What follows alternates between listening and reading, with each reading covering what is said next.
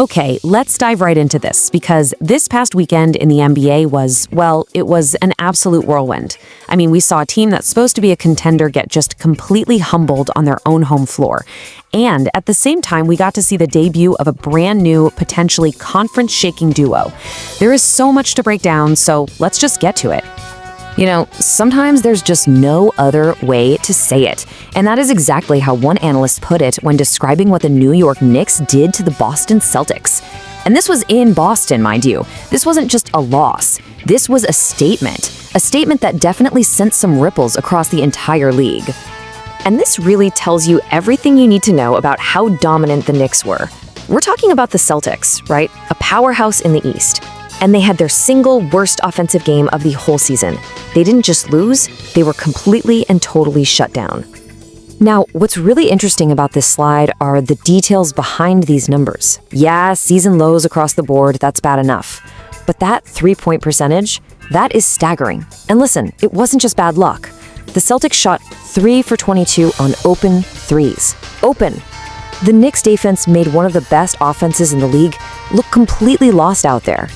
So the big question is, how in the world did this happen? How did the Knicks, of all teams, pull off such a massive upset? Well, the answer really lies in this perfect 1-2 punch of offensive genius and just pure, raw defensive grit. Let's start with the guy running the show, the engine, Jalen Brunson.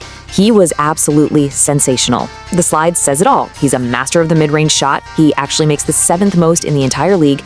But against Boston, it was like he was putting on a clinic. He used that incredible footwork of his to create just enough space, and he totally controlled the tempo of the game right from the tip.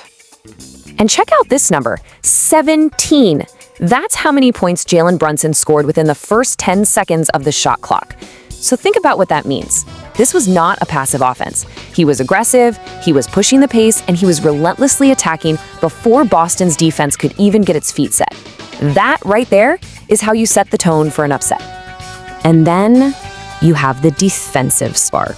In his very first game as a Knick, Jose Alvarado, a New York kid playing for his hometown team, he was everything they needed and more. They call him the Pest for a very good reason. I love this description. He's like a double shot of espresso for the team's effort, just pure energy, nonstop hustle, and you can already tell he's going to be a massive fan favorite at Madison Square Garden.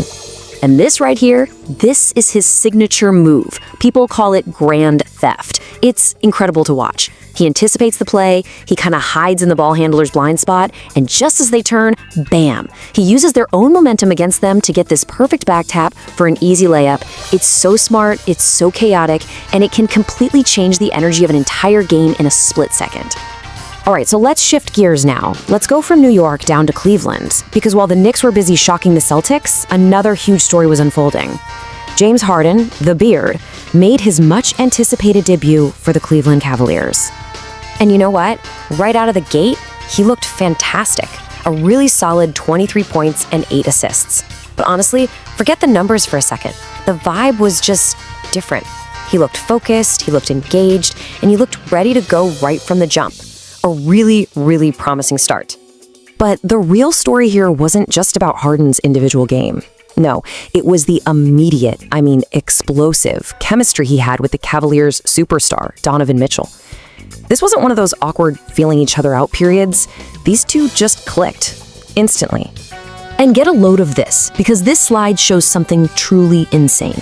So in the fourth quarter, game on the line against the Kings, Harden and Mitchell combined for 32 points. The entire Sacramento Kings team scored 30. They, by themselves, outscored the other team to win the game. Come on, that is a dynamic duo. And what's so important to understand is that this isn't the same James Harden from his old Houston days. He's evolved.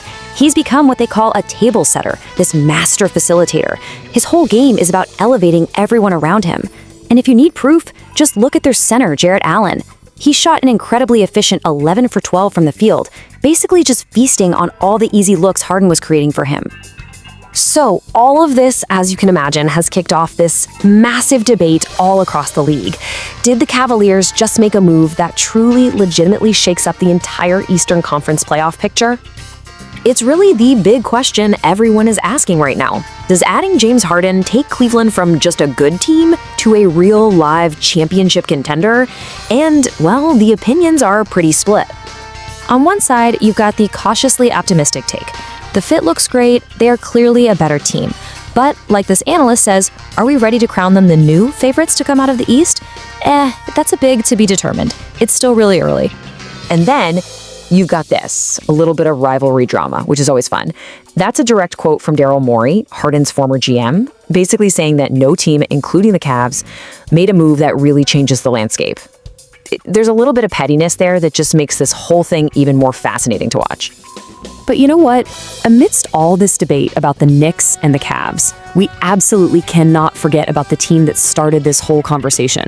The Celtics might have had a terrible game, but they have a huge wild card just waiting in the wings.